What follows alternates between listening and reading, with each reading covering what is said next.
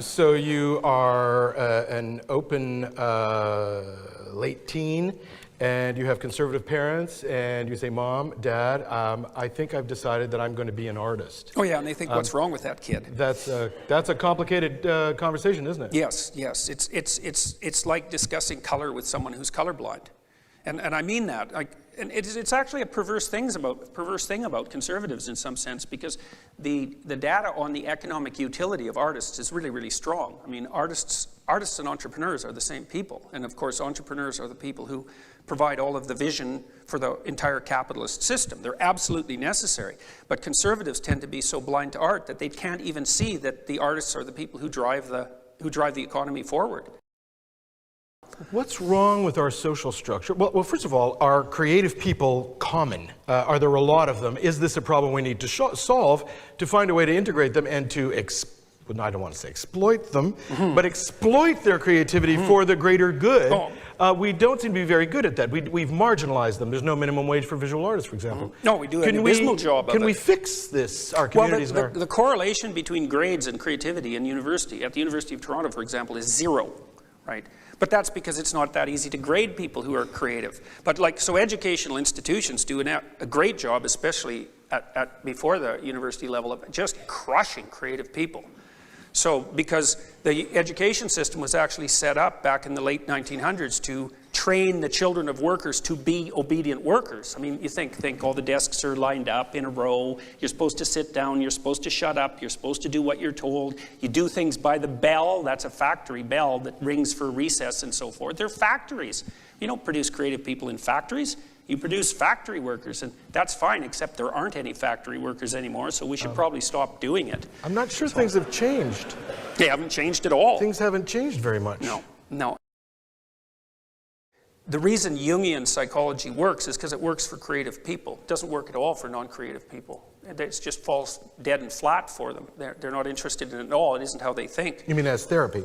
Yeah, it doesn't match their personalities. Whereas creative people, man, they dream archetypal dreams all the time.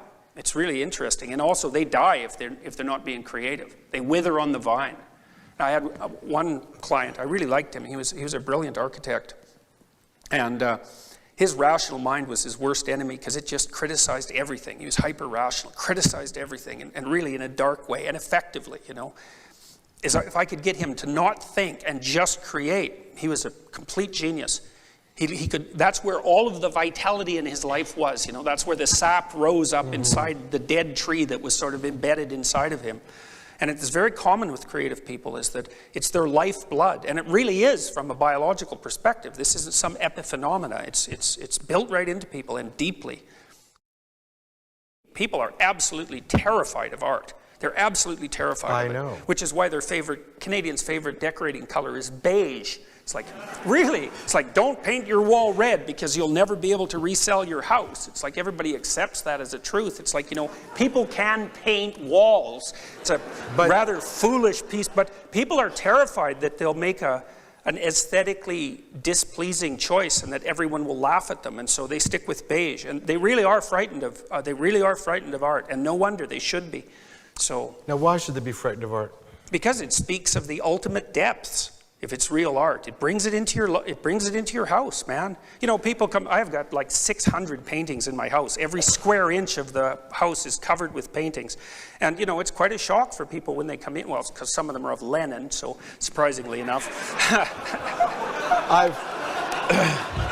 I've been in your house, Jordan, and a lot of them are of Lenin. Yes, yes. Well, I collected a bunch of Soviet realist art because I have interest in totalitarianism. So, but I have, anyways, my walls are completely covered with art. And not as a nostalgia. It's not a nostalgia. No, it's not a nostalgia thing. No. It might be a prophetic thing, though. Oh dear. Well, here's a good thing to do if you want to have a creative genius as an adult child. Die before they're 10. That helps a lot. So there's quite an extensive list. So if you're inclined to do that, suicide would really do it because. Now explain that, please. Yeah, well, there's a famous psychologist named Hans Eysenck who was the most highly cited psychologist in the world for a long time, and for all I know, still may be. He wrote a great book called Genius, which is a real study of creativity. It's the real thing. And so people just hate it because it's not full of, platitudes that will make you feel good. He says to be truly creative, you have to have a near genius level IQ, and that sort of puts you in the 1 in 1,000 range. So that's kind of annoying to begin with. That might be me. I don't know. And so, but he's also found that early traumatic experiences are good predictors of late creativity. Now, we should also say that early traumatic experiences are also great predictors of catastrophic adult lives. So, but you can imagine the thing that people don't understand about creativity, or one of them, is that there's no reason to be creative unless you have a problem to solve. And if someone dies on you young and you're forced to fend your way in the world and to deal with that kind of trauma, you have to put yourself together in a creative manner, and it's no joke. And so early negative experiences allied with high intelligence and this kind of temperament that we were talking about is one of the things that fosters creative production. And parents are misinformed about this sort of thing because they think that if they just do laissez-faire things with their children, you can do anything you want, they'll automatically be creative. It's like, that's the stupidest thing you could possibly imagine, because that isn't how creativity works. Creativity emerges when you put serious constraints on things. And so a good example of that, like a symbolic example, is the example of the genie. And the word genie is at the root of the word genius, so they're nicely tied together. And a genie is this tremendous godlike force encapsulated in this tiny little space. And in order for the genie to be able to grant wishes, it has to be both constrained extraordinarily tightly and be without constraint at the same time. It's the conjunction of those two things. And so in order to have someone be creative, you have to set them a difficult problem. Great literary figures, Dostoevsky, Tolstoy, people like that, Shakespeare, man, they're solving tough problems. And someone like Picasso, he invented an entirely new way to see. It's like, try that. I mean, a lot of these things are more biologically determined than people like to admit. And so, what? If you're introverted, try turning yourself into an extrovert. See how well that works. It's good luck. Like, if you have a really introverted child, you can make that child socially skilled and able to tolerate interactions with groups, but the probability that you'll make that child like it is so low. Because introverts, for example, get exhausted by social contact. So those of you in the audience, you think, well, you go to a party, do you have more energy afterwards or less? If the answer is, well, far less, I need to go sit in a dark room with an ice pack on my head, then, then you're more introverted. And it's very difficult to move that. You can, but it's very hard. And creativity is the same way. You can crush it. You can crush it. Crush creativity. Oh, sure, that's easy. And we do that all the time. And you're usually pretty happy about it, too. So, Well, give us an example of how to crush creativity so we don't do it. Quit daydreaming. Oh my God, yes, I remember that's the same thing as saying quit being creative. That's the same thing.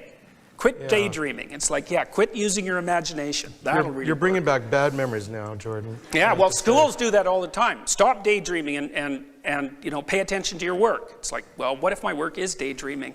Well, then we're going to punish you because you're going to be a good worker in a factory. Oh, yeah, those disappeared 100 years ago. I guess we haven't noticed yet. Oh, well, too bad for us.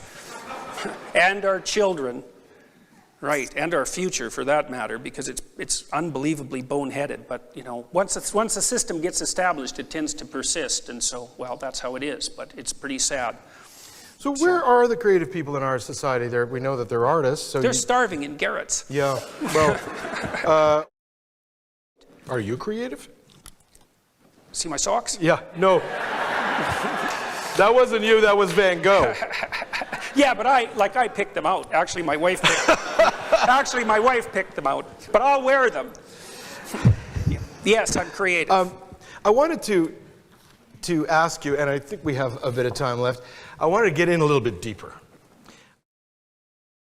People were upset about that painting because they think that art is decoration. They thought, well, that's not decoration, or they think that I'd be able to do that, which they wouldn't, by the way, because it's a lot harder than it sounds or than it looks. But art is not decoration. That's absolutely foolish. Art is exploration.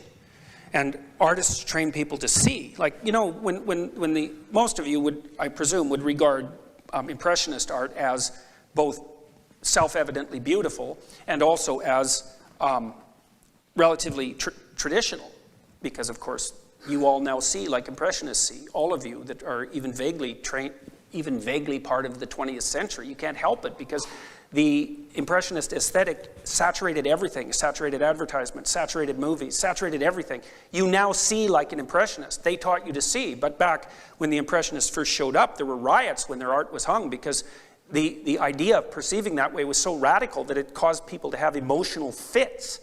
You know, and so artists teach people to see, and I mean that literally. It's very hard to perceive the world. And so, and who was the artist that made all the squares with red and yellow and white? Oh, Pete Mondrian. Mondrian, he's a great example. I mean, if you go downtown Toronto now, there are Mondrian buildings everywhere. You know, and so he was playing very, very carefully and intensely with these arrays of geometric shapes, you know, and that's not well, I like it, but it's not particularly decorative, and it's certainly not naturalistic or realistic. It's like, what's this crazy guy up to with all his squares? It's like, well, everything is built out of squares. So he's thinking, well, what are the interesting things we can do with squares so they look, they shimmer and glow, and so that we get the geometric harmony proper, and it's just invaded architecture. You can see Mondrian absolutely everywhere. And so these people, so here's a way of thinking about artistic and creative people from a biological perspective. So imagine that the world is basically an explored territory inside an unexplored territory. Every world is like that. Everywhere you go is like that. There's things you know and there's things you don't know. And the conservative people like to be in the middle of the things that are known. And they can master that space, and they're good at maintaining it. But the artists like to be right out on the edge, and that's the edge between chaos and order. And they like to expand the domain of order out into the chaos. And they do that first by transforming perception. And you can see very concrete examples of this if you think about what creative people do in cities. They always do it, the same thing. So they're starving to death, and this is partly why, but they go in a city and they look at some ratty area that's sort of quasi-criminal and that's seen better days, and they go there and they think, you know, with a little work, this could be cool. And so then they rush in there and they build some galleries and show some art, and they civilize it a bit, and then a coffee shop pops up, and you know, the next thing you know, the yuppies move in because they're sort of creative but also kind of conservative, so they're the next ones into the frontier, and then the developers show up and they kick all the artists out. But that's okay, because then the artists go off and rejuvenate some other area, and that's what artists do, is that they're transforming chaos into order all the time. That's where they live on that edge. And so it's a very tough place to live because you can fall into the chaos at any time. The dream is the thing that mediates between order and chaos. It starts to make chaos into order. So it's half chaos. That's why it's not comprehensible. And artists play exactly the same role in society. They're the visionaries that start to transform what we don't understand into at least what we can start to see. And they've always been that. They've always been at the vanguard. That's their biological niche. Think about, and this is one of the things that really bothers me about the fact that conservative people have a hard time properly valuing art economically. It's so paradoxical because conservatives are very concerned about economics. It's like, okay, fine, then why don't you fund the damn artists? Because you look, Europe is so beautiful that it's just heartbreaking when you go there. I mean, I've been to like medieval villages in Germany, for example. It just made me cry when I saw them. They're so damn beautiful. And the beauty that the Europeans have produced is infinitely valuable. People go from all over the world on pilgrimages to Europe just to look at beautiful things. It nourishes their soul. They're priceless. Paris is priceless. Rome is priceless. And it's all beauty that drives it. It's phenomenally valuable. And Canada is just ugly as sin, man. Really. Okay. So then I came across this story by Robert Sapolsky. I think it was Robert Sapolsky. And he was talking about zebras. And so I'll take 2 minutes and tell you the zebra story, because if you understand the story, you understand absolutely everything about human beings. And so it's worth 2 minutes. So you know, zebras hypothetically are camouflaged, right? That's what everyone says. But come on, really? Lions are camouflaged. They're the same color as the grass. Zebras are black and white. You can see one of those things like a mile away. But there isn't a zebra. There's a herd of zebras. And so the zebra is actually camouflaged against the herd. Now that's something to think about. So the stripes of zebras are the zebra's jargon. That's a good way of thinking about Ooh. it. Yeah, no kidding. No kidding. So anyways, so biologists go out and study zebras, and zebra biologists, and they got to watch a zebra to figure out what it's up to. And so they watch a zebra, and then they make a note, and then they look up and they think, oh my God, like which collection of black and white stripes was that zebra? Because the stripes don't outline the zebra, and they camouflage the zebra perfectly against the herd. So if you look away from the zebra down and back up, you don't know what you're looking at. So the biologists think, oh, we better solve this problem. So they drive up to the herd with a Jeep and a bucket of red paint and a stick with a rag on the end of it, and they paint one of the zebra's haunches with a red spot, or they clip its ear like you do with cattle. Then you can keep track of the zebra. Guess what happens to the zebra? The lions eat it. Oh. Right. Oh is right. Bloody right. Oh, yeah. The lions cannot hunt a single zebra down unless they can identify it, because they organize their hunt. They have to organize their hunt around an identifier. You can't hunt 4 zebras. You can only hunt one at a time. You can't hunt a blur of zebras. No. And so the reason they go after the little ones or the ones that limp isn't because, you know, they're part of kind nature and just culling the weak. That they like a nice, healthy, delicious, juicy zebra as much as the next person, you know. But they have to be able to identify. So the thing is you make yourself colorful. You stand out. The lions will kill you. Aha. Right. Well, Canadians, we don't like to stand out. We like everybody to do okay. But we don't like it very much when people stand out. And so, I mean, I'm not being entirely critical of that. I really do understand it. I really do understand it. Because there's lions out there, you guys. There are. That's right. There definitely are. And if you stick your neck out, then the lions will come. Or the sword, because that's a common saying, right? Mm-hmm. The head that sticks up above the rest is the first to be cut off by the sword. Mm-hmm. Many cultures have a saying like that. The poppy that grows higher than the rest is the first. The tall poppy syndrome. Exactly. And so, and it's exactly right. It's biologically correct.